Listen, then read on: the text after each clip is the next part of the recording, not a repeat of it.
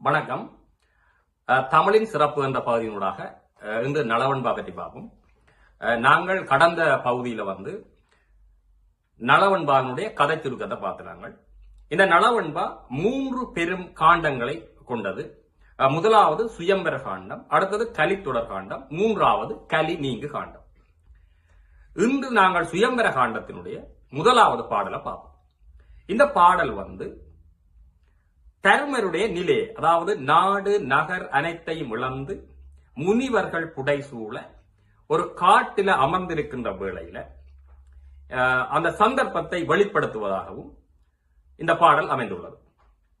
அந்த பாடல் எவ்வாறு ஆரம்பிக்கிறேன்னு சொன்னால், பாண்டவரின் முன் தோன்றல் பார் முழுதும் தோற்றொரு நாள் ஆண் தகையே தூதுவனாய் சென்று அவனி வேண்ட மறுத்தான் இரும் தானை மண்ணொடும் போய் மாள பொறுத்தான் இருந்தான் புலர்ந்து என்று இந்த பாடல் நிறைவு பெறுகின்றது. இந்த பாடலுடைய பொருள் எப்படி என்று சொன்னால், பாண்டவரின் முன் தோன்றல், அவர் தருமர், பஞ்ச பாண்டவர்கள மூத்தவர் தருமர்.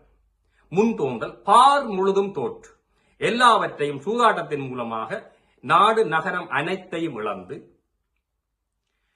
பாண்டவரின் முன் தோன்றல் பார் முழுதும் தோற்றொரு நாள் ஆண் தகையே தூதுவனாய் சென்று அவனி வேண்ட. இந்த நிலையில கண்ணனை, ஆண்களில் சிறந்தவராகிய ஆண் அழகனாகிய கண்ணனை, கிருஷ்ணரை தூதுவராக துரியோதனிடம் அனுப்பி அவனி வேண்டன்னு சொன்னால், அந்த இழந்த நிலத்தை மீள கேட்கின்ற வேளையில துரியோதனன் அதுக்கு மறுப்பு தெரிவிக்கின்றான். இரும் தானையோடும் மண்ணோடு போய் மாள, அந்த தானை படை அவை எல்லாவற்றையும் இழந்து நீ அந்த மாண்டு போவாயாக என்று ஒரு சாபம் இடுகின்ற மாதிரி துரியோதனன் அந்த விடயத்தை கண்ணன் மூலமாக தருமருக்கு தெரிவிக்க, பொறுத்தான் இருந்தான் புலர்ந்து, அந்த காட்டில எல்லாவற்றையும் வெறுத்து மிகவும் அமைதியாக வேதனையுடன் அந்த முனிவர்கள் புடைசூழ அமர்ந்திருந்தான் என்று இந்த பாடல் விளக்கத்தை தருகின்ற. இந்த பாடல் நாங்கள் மீண்டும் ஒரு பார்ப்போம்.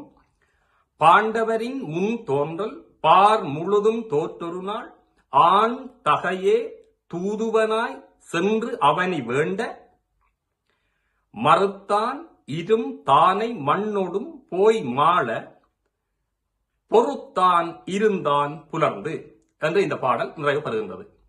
மீண்டும் அடுத்த இந்த தொடர்ச்சியான பாடலோடு நாங்கள் சந்திப்போம். நன்றி.